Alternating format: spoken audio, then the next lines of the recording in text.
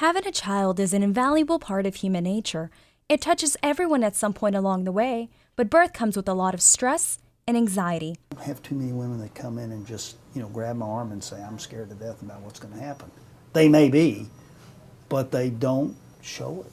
I often, with our patients, use the analogy of running a marathon. When you run a marathon, it requires both physical and mental training. And it's not easy, it's hard work, and it involves some amount of pain and a little bit of suffering, but when you cross that finish line, it's exhilarating. Mothers-to-be know every detail in how they want their first baby's rooms to look like, from the crib down to plush toys, but oftentimes the prenatal process gets easily overlooked. I definitely think that more people in general in the U.S. population put more in research into buying a car than they do into where they're having their baby. Most American women jump to assume that they'll only have their child in a hospital. Experts say about 98% of all births in America take place in hospitals. And it was what I was most familiar with. That's what everybody in my family had done. And it's basically all I knew. Dr. Noble Doss believes that hospitals provide comfort and safety for mothers, for they know they're in good hands. It's kind of like an insurance policy more than anything else.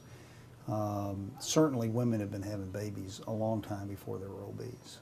Another reason most women opt for hospital births are because they fear the immense pain and want medication to ease the process. I just figured I could tough it out and mind over matter, and that I would be willing to bear the pain.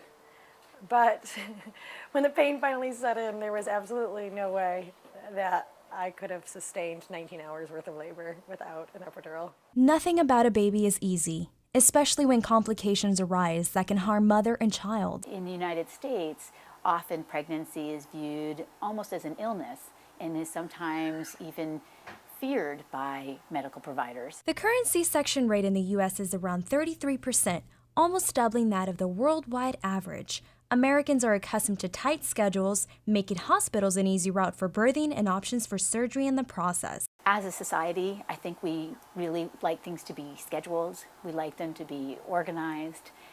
We don't particularly care for pain. And natural birth involves all of the opposites of those things, so it's not scheduled. But the technology surrounding pregnancy and childbirth is ever evolving. Little miracle babies can now survive weighing in at only 1.5 pounds, being delivered at 17 weeks prematurely. For more information on this birthing process, check out bornthisway6.blogspot.com.